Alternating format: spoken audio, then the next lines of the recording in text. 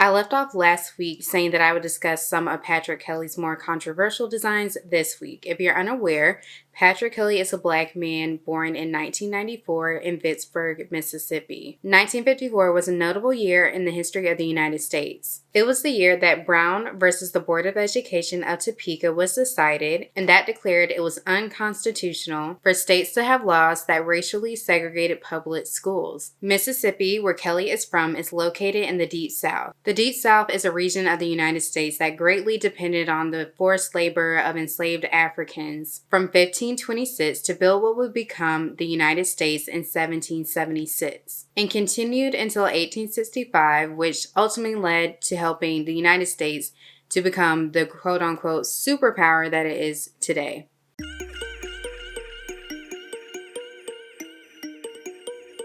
Welcome to Most Fashionable Crime, a fashion-related true crime podcast hosted by me, Taryn. Each season has a theme, and the theme of this one is house. To remain on trend, make sure that you're signed up for the newsletter, subscribe to the podcast on YouTube, and following the podcast on Twitter at Most Fashionable and on Facebook, Instagram, and TikTok at Most Fashionable Crime. Thank you so much to the people that support this podcast. If you would like to support too, there's a link in the notes, but you can also support Most Fashionable Crime for free. You can do that by sharing this podcast with friends and family, leaving it a 5-star rating and or a review if you're listening on Apple Podcasts or Spotify, making sure that you're subscribed to the podcast wherever you're listening and downloading episodes, and also just listening and engaging on social media. While you're listening right now, share that you are to your Instagram or Facebook story. I'm really excited about this episode because this is my first video podcast. I'm trying this out just to see how I like it and how you guys react to it. So let's jump back into the episode. Racist imagery in the United States is largely associated with the Jim Crow era, which started with the abolishment of slavery in 1865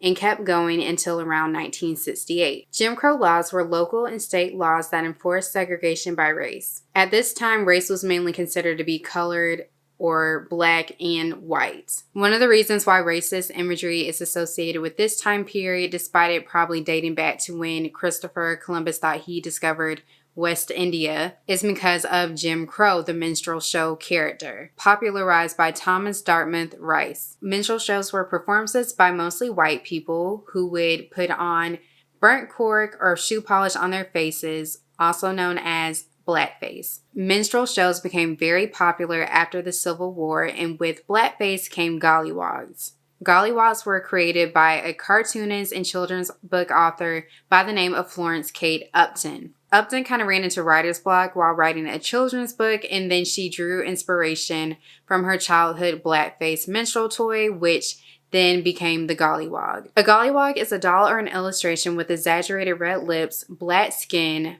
eyes surrounded by white, and fuzzy hair, done in a way in an attempt to mimic the hair texture of people of African descent. Patrick Kelly, the late fashion designer covered in last week's episode, wasn't just known for his loud and elaborate buttons. He was also known for reclaiming this gollywog imagery in his designs, and a lot of people didn't know how to take that. Kelly was raised in Mississippi and experienced racism while growing up, and while he didn't complete his studies at Jackson State University, he did study Black history while attending the HBCU. Statements of all kind are made through fashion, and this was an interesting one to say the least. I really wish that his life was not cut short because I would love to know more about why he decided to reclaim this imagery. I've read some articles about it, and I even read in an interview that he basically understood that a lot of people would not be happy with him using this imagery in his work. I think based on his heritage and upbringing, if he wanted to use this type of imagery in his designs, he had the right to. I think a lot of it was a matter of who was wearing it that would be called into question. And Warner Co., the company that Kelly had to deal with, prevented Kelly from being able to use the gollywog image on his shopping bags, which I think was a good choice. I'm really excited about Dr. Eric Darnell Pitchard's book that will be released next year. It's the book on Patrick Kelly. I have a feeling that he will dive more into why Patrick Kelly chose to use the gollywog image and reclaim it in his book. In this episode, I'm going to be talking about the racist imagery and designs that fashion houses have been called out fairly recently for using. First up is the Italian fashion house Prada. In December of 2018, Prada decided to put some of their Prada Maglia on display in the windows of their store in New York City. I'm taking this excerpt straight from the Prada website. It says, Prada Prada's new family of mysterious creatures. Inside the imaginary futuristic Prada labs, a team of researchers set out to study Prada DNA that has proven to be so extraordinarily generative for over a century. The result of these experiments is Prada, a family of mysterious tiny creatures that are one part biological, one part technological, and all parts Prada. The 7 new creatures, Disco, Socks, Fiddle, Otto, Toto, Scuba, and Spot, each exhibits supernatural powers and a few glaring quirks. Raised in isolation within the austere confines of Prada Labs, each has a triangular Prada heart and a checkerboard patterned brain.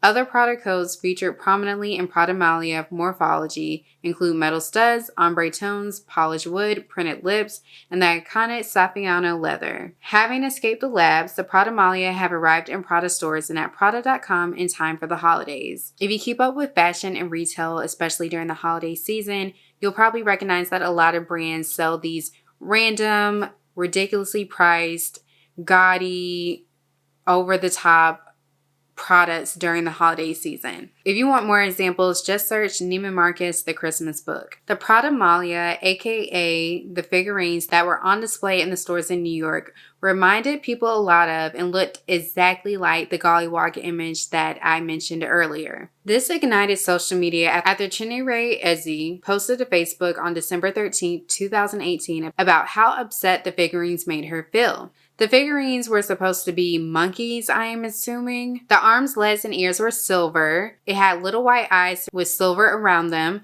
The majority of the figurine was black and dark brown, and it was topped off with really big, really bright red lips. In my opinion, there's just no way that you could see this and not think of it being a racist caricature. Like a lot of brands that get caught up, Prada released a statement soon after this backlash. This was the press release. At Prada, we are committed to creating products that celebrate the diverse fashion and beauty of cultures around the world. We would like to convey our deep regret and sincere apologies for the Prada Malia products that were offensive. They have been removed from the market and will not be sold. The resemblance of the products to blackface was by no means intentional, but we recognize that this does not excuse the damage they have caused. Going forward, we pledge to improve our diversity training and will immediately form an advisory council to guide our efforts in diversity, inclusion, and culture. We will also examine the processes that led to such a product reaching the market in the first place. Everyone at our company, from the creative directors to the store managers, work hard to exceed our customers' expectations every day, which makes this reflection on our company all the more hurtful. Importantly, we have listened to the public and have decided to donate proceeds from these products to a New York-based organization committed to fighting for racial justice, which is a value that we strongly believe in.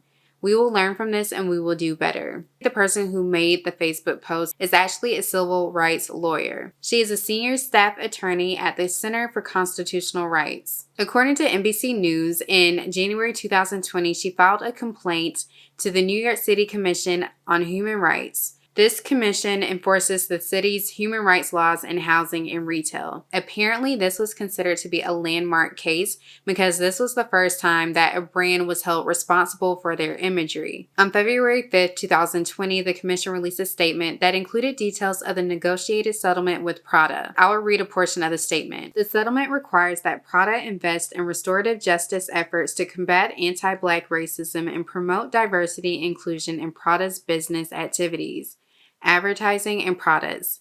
Prada will ensure that NYC employees and Milan executives receive racial equity training, develop a scholarship program for people historically underrepresented in fashion. With 90 days, present the commission with resumes of candidates for a senior director level diversity and inclusion officer who will review Prada's advertising and products sold in the United States, as well as review and monitor Prada's anti-discrimination policies.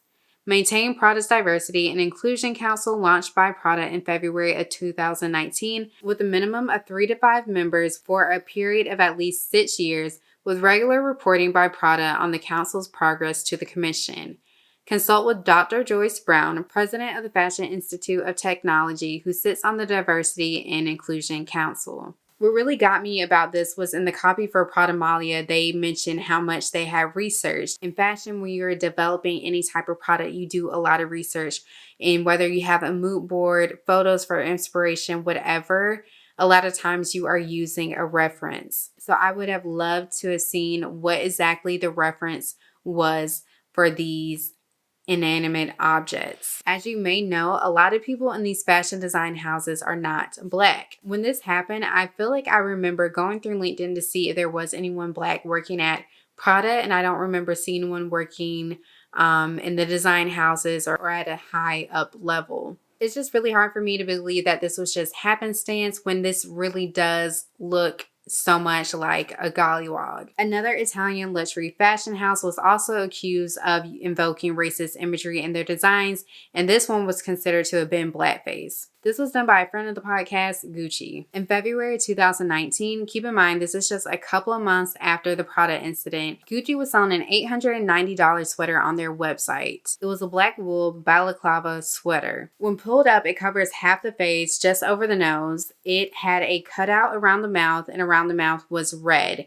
But the rest of the sweater was black. Alessandro Michele, the creative director of Gucci, said the inspiration of this sweater was actually Lee Bowery, who was an Australian performer, club promoter, and fashion designer. Michele sent an email expressing his sincerest apologies for the sweater to all 18,000 of Gucci's employees. Like Prada, they ended up pulling the product and then they issued a statement as well. The statement reads, Gucci deeply apologizes for the offense caused by the wool balaclava jumper. We can confirm that the item has been immediately removed from our online store and all physical stores. We consider diversity to be a fundamental value to be upheld, respected, and at the forefront of every decision we make. We are fully committed to increasing diversity throughout our organization and turning this incident into a powerful learning moment for the Gucci team and beyond. Dapper Dan, a Black man who is a fashion designer and the owner of a haberdashery in Harlem, New York, had recently partnered with Gucci on a menswear line in 2017, a couple of years before this happened. Basically, Michele ripped off a design by Dapper Dan. Dapper Dan's design was a combination of a mink coat with leather Louis Vuitton sleeves that was worn by Diane Ditson.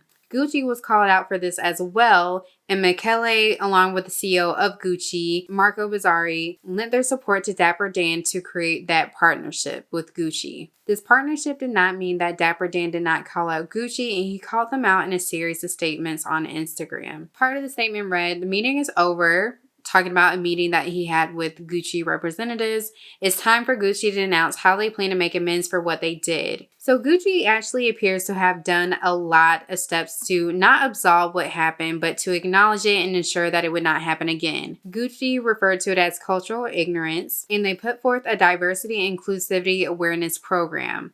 Gucci hired a global director for diversity and inclusion, and they had plans to hire global and regional directors for diversity and inclusion as well. And they would be hired in each of the house's regions who would report to the overall director. They also had plans to immediately hire 5 members to the design studio in Rome to help diversify the design process, I believe. I'm not sure how this is all working out years later, but we can just hope for the best. There was honestly a lot to choose from when I was trying to figure out what to do with this episode, but the last house I will be talking about is another friend of the podcast, Dolce Gabbana. In the episode that I did earlier this season on Dolce Gabbana, I mentioned that Stefano Gabbana was the one that is probably the most outspoken of the two. On November 21st, 2018, Dolce & Gabbana was due to present a fashion show in Shanghai. This show was supposed to be called The Great Show, and it was supposed to be beyond elaborate. According to Vox.com, 500 lits were supposed to have been shown, and the production cost millions of dollars. Those millions ultimately went down the drain after an ill-received marketing campaign. The campaign was a series of advertisements in which a Chinese model wearing a Dolce & Gabbana gown is sitting down at what appears to be a casual Chinese restaurant, attempting to eat Italian food dishes such as pizza, pasta, and cannolis with chopsticks. The narrator of this ad was also saying suggestive things. A lot of people called out these advertisements for being stereotypical. People were absolutely upset by this, but things took a sharp turn when Diet Prada, the fashion watchdog Instagram account, posted leaked messages of someone talking to Stefano Gabbana. This exchange was done via Instagram, and allegedly Stefano Gabbana's Instagram account was hacked. I'm going to read some of the conversation with this allegedly hacked Instagram account, but I will link it in the notes if you want to see for yourself. So it appears that someone asked Gabbana why the advertisements were deleted, and the allegedly hacked Gabbana responded by saying, "It was deleted from Chinese social media because my office is stupid as the superiority of the Chinese.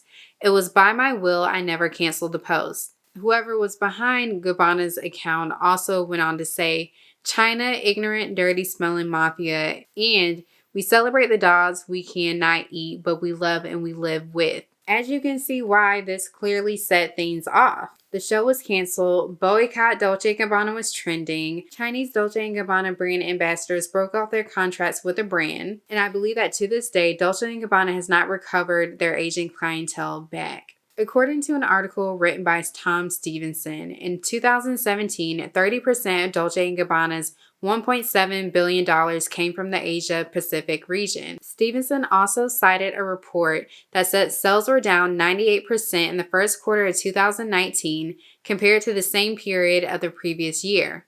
Fashion has had plenty of scandals when it comes to racism and cultural insensitivity. I really do hope that the future of fashion is inclusive and diverse and not just in a performative way. What I mean by that is not to just have tokens or people paraded around to show that you are diverse and that you are inclusive, but to do and be something. Is this the end of problematic scandals of fashion houses? Probably not. I also hope that people actually can back up their research that they claim to do and actually be more thorough about it. I feel like if these design houses become more diverse, if people implement the proper training and people actually abide by it, things can definitely change. Thank you so much for listening or watching this episode of Most Fashionable Crime. I hope you enjoyed it. Make sure that you are subscribed wherever you listen and subscribed on YouTube. If you haven't already, be sure to leave a 5-star rating and a review if you're listening on Apple Podcasts or Spotify. All of my sources are linked in the notes. In case you're wondering, this podcast was written, recorded, produced, and edited by me, Taryn.